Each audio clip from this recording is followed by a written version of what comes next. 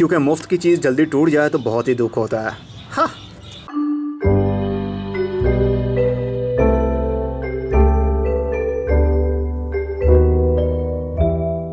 अस्सलाम वालेकुम मेरे दोस्तों, सजनों और बेलियों, मैं हूँ इज़हार अहमद और वेलकम करता हूँ आपको किचन गार्डनिंग चैनल पर। और उम्मीद भी रखता हूँ कि आप सब लोग खैरियत से होंगे, फिटफाट होंगे, अच्छे से कामों में खूब अच्छे से बिजी होंगे।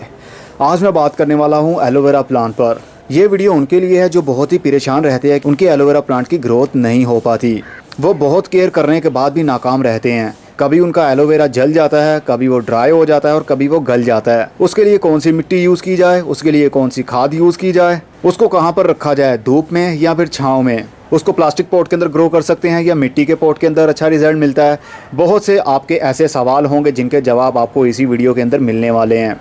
सबसे पहले मैं एक बात बताना चाहता हूँ एलोवेरा प्लांट के बारे में कि आप इस प्लांट की जितनी ज़्यादा केयर करेंगे ये उतना ही नाजुक होता जाएगा, नखरेला बन जाएगा, मतलब आपका लाडला। और जब बहुत ज़्यादा लाडला बन जाएगा तो इसकी केयर करने से भी ये ज़िंदा नहीं रह पाएगा। इसलिए इसको इसकी जगह पर रखा जाए तो सबसे अच्छा रहेगा। एलोवेरा प्लांट एक डेजर्ट प्लांट है, मतलब रेगिस्तानी इलाकों का, पहाड़ी इलाकों का, जंगली इलाकों का पौधा। इसलिए इसकी जितनी भी कम केयर की जाएगी इसकी ग्रोथ उतनी ही बढ़ने लगेगी। ये टब तो आप जानते ही होंगे। अगर आप नहीं जानते इस टब के बारे में तो वीडियो के ऊपर लिंक आ रहा है, इसके ऊपर क्लिक करेंगे तो आपको सब कुछ पता चल जाएगा। ये दूसरी बार रेडी हो चुका है बाहर निकालने के लिए, मतलब इसके अंदर कितने सारे एलोवेरा के प्लांट होंगे। लास्ट टाइम जब मैंने कुछ निकाला था तो बहुत से पौधे आपको शो भी किए थे और बहुत से पौधे मैंने इस थर्मोकोल के डिब्बे के अंदर लगा दिए थे, जिनकी ग्रोथ अब आप देख सकते हैं। जितनी कम केयर उतना अच्छा रिजल्ट। और कुछ मैंने इस प्लास्टिक पॉट के अंदर लगा दिए थे, बिल्कुल घटिया किस्म का प्लास्टिक होता है ये। इसके अंदर थोड़ी सी मिट्टी भरी और उसके अंदर प्लांट्स को लगा दिया, लेकिन आप देख सकते हैं सॉइल बहुत कम है और इनकी रूट्स देखिए और ट्रंक देखिए मिट्टी से बाहर निकल रहे हैं, लेकिन फिर भी इनकी ग्रोथ हो रही है। और एक और मेरा प्लांट था जो बहुत लाडला था मेरा, ये वाला वो प्लांट है जिसकी ग्रोथ अभी तक थमी हुई है। वो क्यों? क्योंकि इसकी मैंने बहुत ज़्यादा केयर की, लेकिन फिर भी ग्रोथ हो रही है। ये वो टब है और इसके अंदर ऐसी सॉइल है जो सीड के छिलके होते हैं। मैंने जो बर्ड्स रखे हुए हैं जब वो सीड खाते हैं उनके छिलके काफ़ी बच जाते हैं, तो सारा वेस्ट छिलकों का जाता है इस टब के अंदर। तो वो छिलके पड़े डिकम्पोज होने लग जाते हैं और कुछ सीड्स भी जो गिर जाते हैं वो जर्मिनेट होकर कोई घास बन जाती है और कोई बाजरा बन जाता है। और इसके अंदर बेसिल के सीड्स भी फेंके थे जो काफ़ी बड़े पौधे हो गए। मतलब इसके अंदर ओनली एलोवेरा का राज नहीं है। ये सब कुछ बताने का मकसद ये है कि आप इसकी ज़्यादा केयर मत करें। तो चलिए अब इसको थोड़ा सा बाहर निकालते हैं। इसके अंदर देखिए ईंट भी पड़ी हुई है, मतलब ये समझ लीजिए मेरी डस्टबिन है। डस्टबिन के अंदर जो मर्जी डालते रहें और उस पौधे की ग्रोथ भी होती रहती है। बस यही हिसाब मैं इसके साथ करता हूँ। देख सकते हैं इसकी सॉइल किस तरह की रफ़ सॉइल है। जितनी ज़्यादा रफ़ सॉइल होगी उतनी ही ग्रोथ होगी इस प्लांट की। इसके अंदर देखिए अंडे के छिलके भी हैं। जो अंडे, मतलब जो बर्ड अंडे देते हैं और जो ख़राब हो जाते हैं अंडे, वो मैं इसके अंदर फेंक देता हूँ और पौधों की ग्रोथ फिर भी हो रही है। मतलब ये चीज़ें सारी पड़ी ऑटोमेटिकली ही फर्टिलाइज़र का काम करती हैं। जब पड़ी डिकम्पोज हो जाती हैं तो वही रूट्स पिक करती हैं, रूट्स को पावर मिलती है और पौधे की ग्रोथ बढ़ती है। तो चलिए सबसे पहले इस बड़े वाले पौधे को निकालते हैं। इसके रूट्स, अरे ये देखिए कितना ह्यूज प्लांट है। What a huge plant. आप लोगों की ख्वाहिश होगी कि हमारे घर में भी हो, लेकिन ये ऐसे लग रहा है जिस तरह एक जानवर हो, बड़ी बड़ी टांगों वाला। लेकिन ये जानवर नहीं है, ये एक एलोवेरा का प्लांट है जिसके अंदर जेल भरा पड़ा है। काफ़ी मोटे स्लाइसिस हो चुके हैं इसके। अगर मैं इसका जेल सेव करूं तो आई थिंक 1 पाव जेल इसका निकल आएगा। इसकी रूट्स देखिए, सिर्फ ये एरिया मिट्टी के अंदर था, वो भी सीड्स की मिट्टी के अंदर। मतलब छिलके थे बीजों के, उनके अंदर ही ग्रोथ इनकी हो रही है। मिट्टी बहुत सी कम है लेकिन फिर भी ग्रोथ कमाल की चल रही है ना। और चलिए अब दूसरे भी निकालते हैं। ये देखिए एक बच्चा भी ग्रोथ में आ रहा है। ये देखिए कितनी आसानी से ये उखड़ रहे हैं। और ये देखिए कितने सारे ही ऐसे होंगे। ये देखिए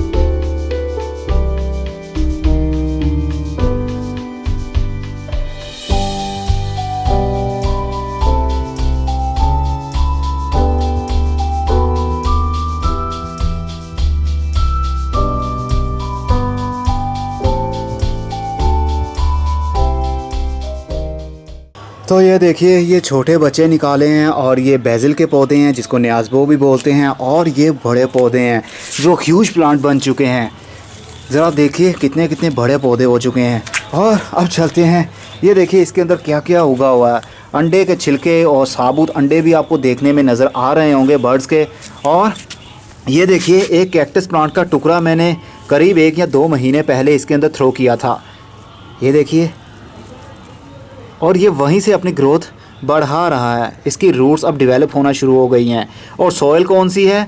परिंदे जो बीज खाते हैं, किसी भी टाइप के बीज हों, उनके छिलके जब बच जाते हैं मैं थ्रो कर देता हूँ इस टब के अंदर। इस टब में मिट्टी भी है, इस टब में छिलके भी हैं, इस टब में और भी बहुत कुछ गंद मतलब वेस्ट मैं फेंकता रहता हूँ। लेकिन किचन वेस्ट इसके अंदर नहीं फेंकता। किचन वेस्ट फेंकूँगा तो उससे फंगस आ जाएगा जब तक कि वो डिकम्पोज ना हो। आप इसके अंदर खुश्क मटेरियल डाल सकते हैं लेकिन किचन वेस्ट का नहीं। सीड्स के छिलके वगैरह आप इसके अंदर फेंक सकते हैं। तो ये देखिए कितनी सारी इसमें घास उग चुकी हुई है। अगर मैं इस घास को नहीं फेंकता और इसी के अंदर दोबारा से मैं डाल देता हूँ तोड़ने के बाद में, तो ये बड़ी बड़ी डिकम्पोज हो जाएगी और नाइट्रोजन का सोर्स बनेगी। ग्रीन मटेरियल जितना भी होता है उसके अंदर नाइट्रोजन होती है, और नाइट्रोजन जब मिट्टी के अंदर जाएगी तो पौधों की रूट्स को नाइट्रोजन मिलेगी और पौधे लंबे होंगे और वो ग्रीन भी होंगे।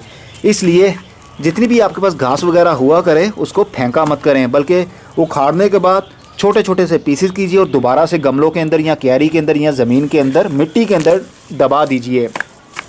उससे नाइट्रोजन मिलती है, मतलब गाय का गोबर जो होता है या यूरिया खाद होती है उसके बराबर काम करती है ये ऑर्गेनिक तरीके से। एक और बेसिल का पौधा ये देखिए काफ़ी बड़ा हो गया है, लेकिन पौधों को उखाड़ने में कोई भी मुश्किल नहीं हो रही क्योंकि ये जो सोइल है बहुत सॉफ्ट है। ये बेसिल के पौधे भी हम अलग से उगा सकते हैं अगर चाहें तो, लेकिन मैं इसको नहीं उगाऊंगा, मेरे पास बहुत से उग जाते हैं फिर भी। ये देखिए एक और ग्रोथ में आ रहा है इसके रूट्स।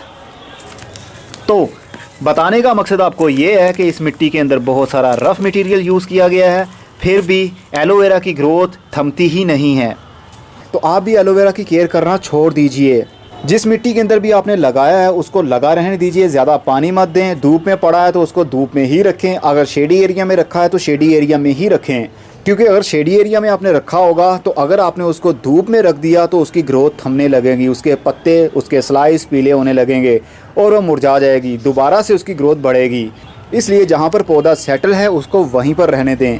अगर फुल डे आपने सन में रखा हुआ है तो वहाँ पर ही रहने दें, शेडी एरिया में रखने की ज़रूरत नहीं है। और अगर शेडी एरिया में रखा हुआ है तो सूरज में रखने की ज़रूरत नहीं है, क्योंकि पौधा अपनी ग्रोथ बढ़ाने के लिए क्लाइमेट पर डिपेंड करता है। जैसा क्लाइमेट आपने उसको ऑफ़र किया है वो उसी हिसाब से ढल जाता है और अपनी ग्रोथ को बढ़ाता है। अगर हम उसका क्लाइमेट चेंज कर देंगे, अगर जो इंसान गर्म शहरों में रहने वाला है तो उसको ठंडे शहर में ले जाएँ जहाँ बर्फ़बारी होती है तो वो बीमार पड़ने लगेगा। और अगर जो ठंडे इलाकों वाले लोग होंगे उसको आप गर्म इलाकों में ले आएंगे, जिस तरह लाहौर है, कराची है और इंडिया में मुंबई है, दिल्ली है, तो ऐसे शहरों में गर्मी की वजह से उनकी हालत बिगड़ने लगेगी, उनका रंग काला पड़ने लगेगा। क्योंकि इंसान भी ज़िंदा है, जानदार हैं, और पौधे भी ज़िंदा और जानदार हैं। ये भी समझते हैं, सोचते हैं और अपनी ग्रोथ को वहीं पर बढ़ाते हैं। जैसा इनको क्लाइमेट दिया जाए उस हिसाब से आहिस्ता आहिस्ता ये ढल जाते हैं। और अगर हम आए दिन इनका क्लाइमेट ही चेंज करते रहेंगे तो इनकी ग्रोथ तो होगी ही नहीं। इसलिए जहाँ पर है वहीं पर रहने दीजिए। अब मैं इस टब के अंदर दोबारा से इन्हीं पौधों को लगा दूंगा जिनको निकाला है। छोटे छोटे पौधों को लगाऊंगा, बड़े वाले पौधों को नहीं लगाऊंगा। ये मैं किसी को गिफ्ट देने वाला हूँ, क्योंकि इसकी मेडिसिन भी बनती है, इसका मास्क भी बनता है, इसके जेल को खाया भी जाता है। तो मेरा एलोवेरा बिल्कुल ऑर्गेनिक है, इसमें कोई भी खाद नहीं यूज़ की गई, इसके अंदर जेल भरा पड़ा है। तो जो भी खाएगा उसकी हेल्थ बहुत ही अच्छी हो जाएगी। अगर आपके पास इतना ही बड़ा पौधा है और आप सोच रहे हैं कि उसको कहाँ तक मिट्टी के अंदर दबाया जाए, तो बहुत ही आसान तरीका है। ज़रूरी नहीं कि आप उसको इतना दबाएं मिट्टी के अंदर या इतना दबाएं। एलोवेरा प्लांट तो इतना इजी टू ग्रो होता है कि इसको ज़्यादा केयर की ज़रूरत होती ही नहीं है। तो अगर आप लगाना चाहते हैं, नीचे वाले स्लाइसेस आप निकाल दीजिए और यहाँ से इसको काट दीजिए। ये वाला एरिया अगर आप चाहें तो उगा सकते हैं। इतना एरिया आप मिट्टी के अंदर दबा दीजिए और फ्यूचर में यहाँ से शूटिंग शुरू हो जाएंगी। अगर नहीं तो इसको फेंक दीजिए। और ये जो स्लाइस हमारे पास बच चुका है, इसका नीचे वाला रिमूव कर दीजिए स्लाइस, और यहाँ तक आप मिट्टी के अंदर दबा सकते हैं। ये वाइट एरिया मिट्टी के अंदर होगा, ये भी मिट्टी के अंदर होगा, मतलब 1 इंच ग्रीन एरिया भी आप मिट्टी के अंदर दबा दीजिए। और कुछ ही वीक्स के अंदर इसकी रूट्स डेवलप होना शुरू हो जाएंगी और यहाँ से ही इसकी ग्रोथ हो जाएगी। जो स्लाइसिस हैं अभी ये मुरझाना शुरू हो जाएंगे आहिस्ता आहिस्ता, उसकी आपने टेंशन नहीं लेनी। लेकिन जो न्यू ग्रोथ होगी, नए नए पत्ते, नए नए स्लाइसिस निकलना शुरू हो जाएंगे। ये एलोवेरा का मैं मेथड वो शेयर कर रहा हूँ जिसके ऊपर मैंने एक्सपेरिमेंट भी किया और जो फार्मर लोग यूज़ भी करते हैं। जब वो एक जगह से दूसरी जगह पर प्लांट को शिफ्ट करते हैं तो यही मेथड यूज़ करते हैं। नीचे से काट देते हैं और ये जो एरिया है मिट्टी के अंदर दबा देते हैं करीब 1 इंच, मतलब 1 इंच वाइट एरिया और 1 इंच ही ग्रीन एरिया, मतलब 2 से 3 स्लाइसिस भी मिट्टी के अंदर आ जाते हैं यहाँ तक। वो इसलिए दबा देते हैं ताकि स्लाइसिस का काफ़ी वेट होता है तो ये एंकर रह पाए मिट्टी के साथ, एकदम से एक साइड पर झुक ना जाए, इसलिए थोड़ा सा स्लाइस को भी मिट्टी के अंदर दबा देते हैं। ये मेथड आप यूज़ कर सकते हैं, बहुत ही अच्छा रिजल्ट मिलेगा। और जब आप लगा दें तो ज़्यादा मिट्टी को पानी नहीं देना। जब ऊपर वाला सरफेस एरिया, ऊपर वाली मिट्टी गमले की खुश्क फील हो तो ही पानी दीजिए। अगर मिट्टी मॉइस्ट रहती है तो पानी देने की ज़रूरत नहीं है। इसको चिकनी मिट्टी में भी ग्रो किया जा सकता है, सैंडी सॉइल में भी ग्रो किया जा सकता है। कोकोपीट हो, पीट मॉस हो, कुछ भी हो, इसकी ग्रोथ थमती ही नहीं है। अब इस मिट्टी को मैं निकालूंगा नहीं, जिस तरह है इसी तरह ही हम हल्का हल्का सा इसको और सॉफ्ट कर लेंगे ताकि न्यू पौधे जब लगाएं तो वो मिट्टी के अंदर अच्छे से सेटल हो सके फ्यूचर के लिए। बहुत रफ सोइल है लेकिन ये खादों से भरी पड़ी है, मतलब ऑर्गेनिक खादें। इसमें अंडे भी हैं, इसमें अंडों के छिलके भी हैं, बीज के छिलके भी हैं जो पड़े पड़े खुद ही डिकम्पोज होते रहते हैं और बहुत ही पावरफुल फर्टिलाइज़र का काम करते हैं। इसको मैं जल्दी पानी भी नहीं देता, जब बारिश होती है तो उसका पानी आ जाता है, नहीं तो मैं हफ्ते के बाद थोड़ा सा पानी इसके अंदर डाल देता हूँ। लेकिन जहाँ पर ये पड़ा हुआ था वो एरिया था शेडी, फुल धूप में मैंने इसको नहीं रखा हुआ, ऐसे एरिया पर रखा हुआ है जहाँ पर 5 से 6 घंटे डेली धूप आती है। और कुछ पौधे ऐसे भी हैं जिस तरह ये आपको दिख रहे हैं एलोवेरा के पौधे, इनके ऊपर 1 घंटा ही मुश्किल से धूप आ पाती है डायरेक्ट, लेकिन फिर भी इनकी ग्रोथ हो रही है। इसलिए जहाँ पर आप ग्रो करवा रहे हैं उसी पर रहने दीजिए, रोज़ रोज़ उनकी जगह चेंज करने की ज़रूरत नहीं है। एलोवेरा तो इतना इजी टू ग्रो होता है कि ये छोटा सा आप पौधा देख रहे हैं, करीब इसका 1 इंच का ये पौधा है, तो ये भी ग्रो में आ सकता है। इसकी रूट्स भी अभी साथ में हैं, अगर हम इसकी रूट्स तोड़ भी देते हैं जिस तरह ये है, अब भी ये ग्रोथ कर सकता है। इसको मिट्टी में लगा दें, करीब 1/2 इंच इसको मिट्टी के अंदर दबा दीजिए और हल्का हल्का पानी दे दीजिए, लेकिन रोज़ पानी नहीं देना। जब ऊपर वाली मिट्टी खुश्क होगी तब हम सेकंड पानी देंगे। इसको फर्स्ट बार में ही जहाँ पर आपने रखना है वहीं पर सेट कर दीजिए। धूप में रखना है तो धूप में रख दीजिए, शेडी एरिया में रखना है तो शेडी एरिया में रखें। रोज़ रोज़ जगह चेंज करने से पौधों की ग्रोथ रुक जाती है। तो अब जैसे ये पौधा और इसकी रूट काफ़ी लंबी हो गई है, इसको हम यहाँ से काट देंगे और यहाँ तक इस एरिया को मिट्टी के अंदर दबा देंगे।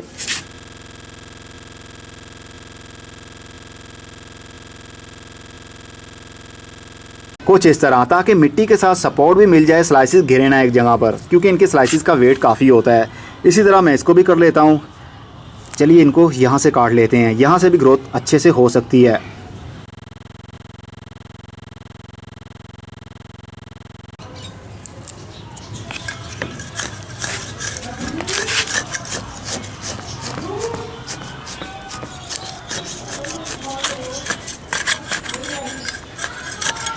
स्लाइसिस के ऊपर मिट्टी भी आ जाए तो भी घबराना नहीं है। ये अपनी ग्रोथ को बढ़ाना खूब अच्छे से जानते हैं, जितनी ज़्यादा केयर करेंगे ये उतने ही नखरेले होते जाएंगे। लेकिन हम नहीं चाहते कि ज़्यादा ये हमारे सर पर चढ़ जाएं। सर पर चढ़ जाने से ये ज़्यादा लाडले हो जाएंगे, और जो चीज़ लाडली हो जाए वो बहुत नाजुक हो जाती है। इसलिए ज़्यादा लाड प्यार भी बिगाड़ देता है। ये देखिए, ये क्या है? प्लास्टिक। पता नहीं क्या क्या मैंने इसके अंदर फेंका हुआ है, लेकिन फिर भी पौधों के लिए बहुत ही ज़बरदस्त चीज़ बन गई। ये पंखे का डिमर था, उसका ये वॉल्यूम समझ लीजिए, स्पीड को कम ज़्यादा करने के लिए रेगुलेटर था ये। ज़रा सोचिए, मैं सबकी रूट्स काटे जा रहा हूँ और जो रूटिंग एरिया है वो भी काट रहा हूँ, फिर भी इनकी ग्रोथ होगी। ये वीडियो लंबी इसलिए कर रहा हूँ ताकि आपके साथ साथ बातें भी कर सकूं, ताकि आपको थोड़ा बहुत जोश आ सके और होश भी आ सके कि इसकी ग्रोथ बहुत ही आसानी से बढ़ने लगती है। ज़्यादा केयर करने से नहीं होता ये सब।